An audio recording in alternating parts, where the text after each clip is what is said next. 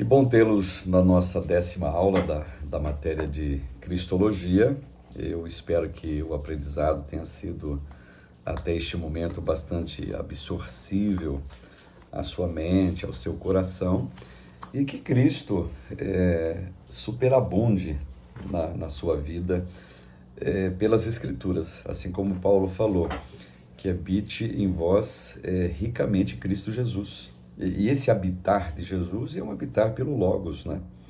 É um habitar pela palavra, um habitar pelo verbo, o verbo que se fez carne, o verbo encarnado, conforme apresenta o Evangelho de João. Então, iniciando a nossa 10ª aula, página de número 85, capítulo 3, Cristologia Joanina.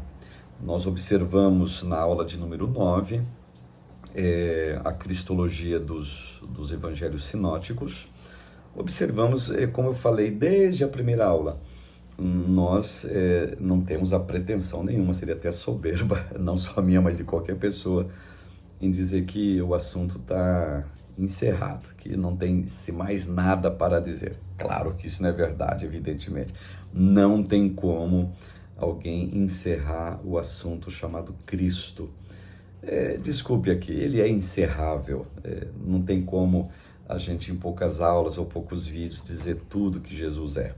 João deixa claro isso, já citamos até inclusive, se fosse para a gente escrever, colocar em papel, colocar em livro tudo o que ele falou, tudo o que ele ensinou, tudo o que ele fez, tudo o que ele é, gente, pode derrubar todas as florestas do mundo, pode pegar toda a madeira que tem no mundo, pode fazer páginas e mais páginas para tentar descrever o que é o Senhor.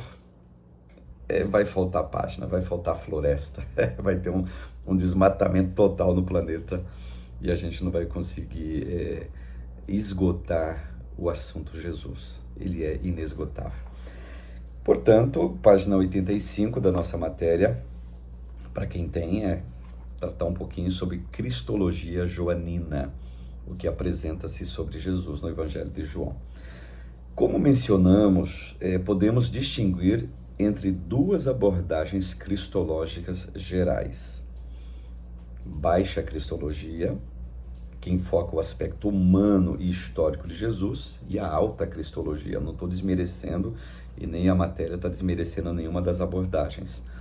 E aí, a alta Cristologia, ela vai enfocar, evidentemente, a divindade de Cristo.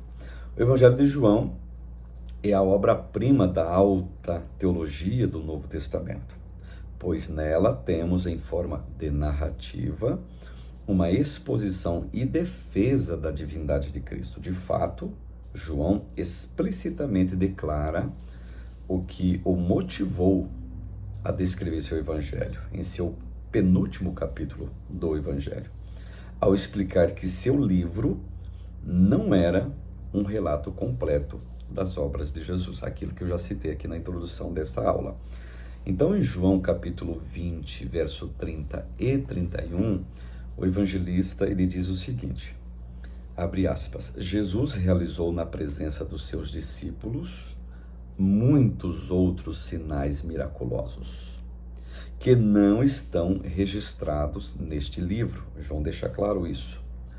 Mas estes, o que ele registrou no caso, foram escritos para que vocês creiam que Jesus é o Cristo, o Filho de Deus, e crendo, tenham vida em seu nome. Olha a maneira contundente, a maneira voraz, digamos, escrituristicamente falando, que João descreve Jesus. Então, o que João está falando? Ele falou o que eu falei no começo aqui, basicamente. Eu falo isso sem pretensão nenhuma, tá?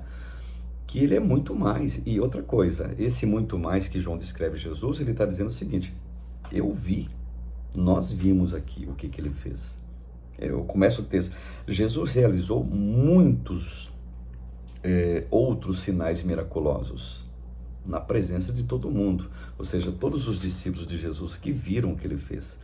E outra coisa, gente, João está dizendo, nós não registramos tudo, porque se a gente fosse registrar tudo, não caberia nas bibliotecas do mundo.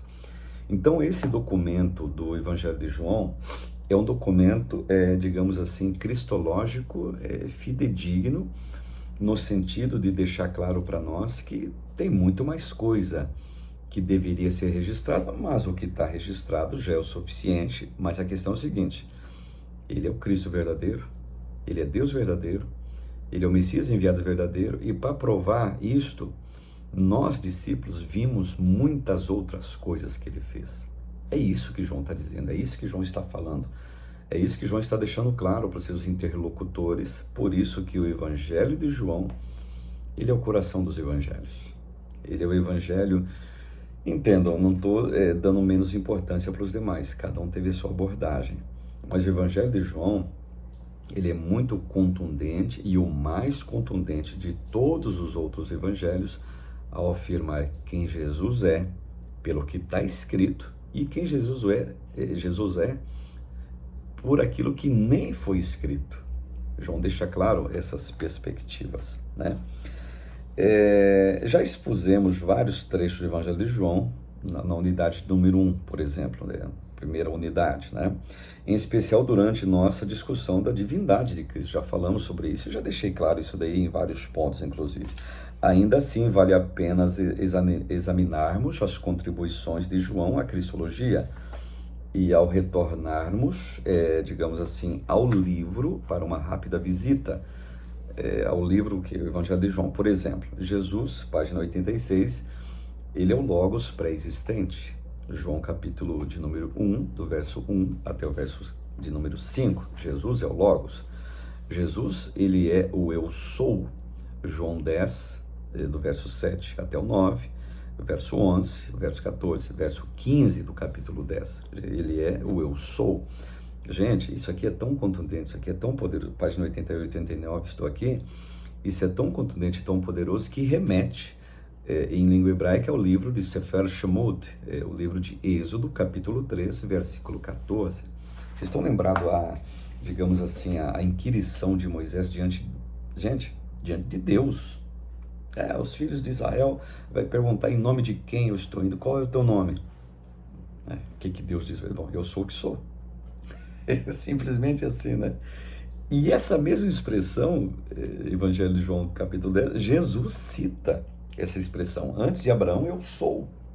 Isso, por exemplo, gente, imagine qual foi aos ouvidos do rabinato da época escutar essa frase de um ser humano, na perspectiva, e de fato Jesus estava ali, tangível, está ali como ser humano, ele falar as mesmas palavras que Moshe Rabbeinu, né, em língua hebraica, Moisés, o legislador, escutou do próprio Deus. Inclusive, vocês se lembram muito bem que uma das acusações que levaram Jesus à crucificação é Jesus dizendo: olha, esse camarada aí vai ser crucificado porque ele se diz ser Deus. Essa foi uma das acusações ao Senhor Jesus. Ele está se fazendo como Deus, ele está falando que ele é Deus, e de fato, na visão deles, ele não era Deus. Mas para você ver que como João, na sua cristologia, na sua alta cristologia, ele apresenta Jesus como verbo encarnado, apresenta Jesus como eu sou, apresenta Jesus como Deus. E essa explicação do eu sou, que ela é tão maravilhosa, para quem tem a matéria, página 88, 89, 90, 91, João capítulo 8, versos 56 a 59, João 14, versos 5 ao 7, João 15, do verso 1 até o verso de número 5, apresentando Jesus de fato como Deus. Então, a cristologia de João, para quem perguntar para você, qual é a principal característica da cristologia que João apresenta? Com uma frase você, responde essa pergunta. Não, João apresenta uma alta cristologia. João apresenta uma cristologia sofisticadíssima, documentada, e é tão documentada que ele nem colocou tudo no documento. Documento que é o seu evangelho. E deixa claro o seguinte: os discípulos aqui são todos testemunhos oculares. Testemunho do que, João? De tantos outros sinais miraculosos que Jesus realizou, mas não foram colocados todos aqui, mas os que foram colocados para que vocês creiam, e conforme ele falou, crendo tenham vida no seu nome.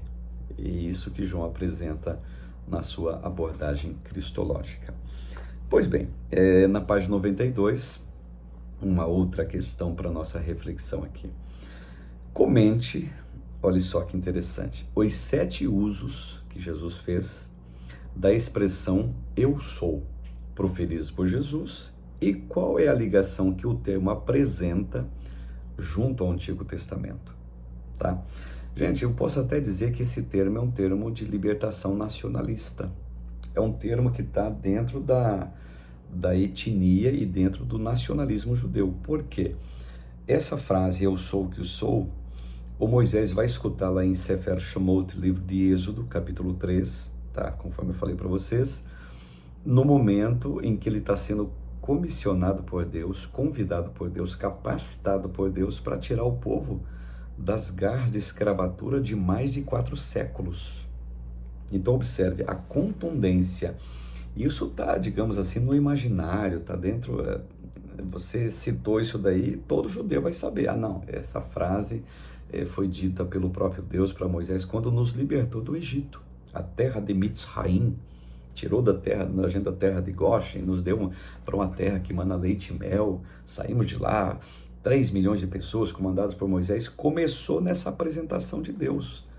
Então Jesus, no Evangelho de João, citando 7 vezes a expressão eu sou, ora, o que ele está dizendo? Ele está dizendo que ele era aquele que lá no Monte Sinai, lá no Horebe, ele é a voz que saiu da sarça, aquela sarça que ardia, mas não se consumia, é ele. Então, por imaginar desse povo, gente, um chega até a dizer, tu não tem 50 anos, como que você diz que você é antes de Abraão? E Jesus, não, Abraão desejou ver meu dia. Então Jesus, com muita clareza, com muita contundência, as afirmações que ele fazia de si próprio eram, digamos, acachapantes na mente dos seus interlocutores da época. Uns creram, evidentemente que outros não creram.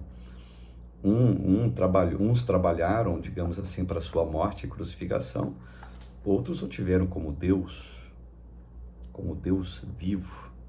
Então, dependendo da perspectiva que a gente tenha das declarações de Jesus, a cristologia, ele não é só Jesus, ele é Cristo também, ele é o Christos, ele é o Mashiach, ele é o ungido de Deus, ele é o próprio Deus, o verbo que se faz carne aqui na terra. Quando João cita isso também, ele faz uma ligação com o Sefer Bereshit, o livro de Gênesis. Quando começa o livro de Gênesis, no princípio, criou Deus os céus e a terra, basicamente a mesma frase, no princípio era o verbo, e o verbo estava com Deus, e o verbo era Deus. Então o João, ele pega muita coisa do Antigo Testamento, traz com a nova roupagem, com novas cores, para as páginas do seu Evangelho, para as páginas do Novo Testamento, trazendo uma alta cristologia, trazendo Jesus como Deus. Então, aqui é um desafio na questão para reflexão da página 92. Comente, tá? Pare para pensar, pare para meditar, para elucubrar essas 7 vezes que Jesus se declara Deus do Evangelho de João, o mesmo Deus que se apresenta nas páginas do Antigo Testamento. Para uns, soaram como uma palavra libertadora. Para outros, soou como uma grande heresia, um grande abuso, um grande pecado. Olha, ele quis se fazer como Deus. Tanto vocês se lembram de que, de uma maneira jocosa, quando Jesus ele estava para ser crucificado, cobriram a cabeça dele, batiam em Jesus e dizendo, profetiza quem te bateu agora. Quem foi que te bateu? Tu não é Deus? Lembra o pessoal na cruz blasfemando, dizendo, desce daí. Basicamente o seguinte, você não tem poder para descer daí, né? Mas o propósito ali era outro, evidentemente que Jesus veio para aquela finalidade, veio para se entregar como sacrifício perfeito para Deus, não à toa, lembrando um fato aqui, como testemunho ocular da cruz estava João. Esse João, esse que apresenta essa alta cristologia, esse que apresenta Jesus como Deus, ele estava como testemunho ocular do ato de crucificação. Então João tem por assim dizer, uma ligação muito especial com aquele que está morrendo, mas é aquele que João escreveu como Deus. Tanto é que João, eu vou colocar dessa forma, ele recebe um consolo extraordinário quando ele se encontra com Jesus, quase 70 anos depois da sua morte, se encontra com Jesus, de fato agora, fisicamente até como Deus, na ilha de Patmos, no livro do Apocalipse.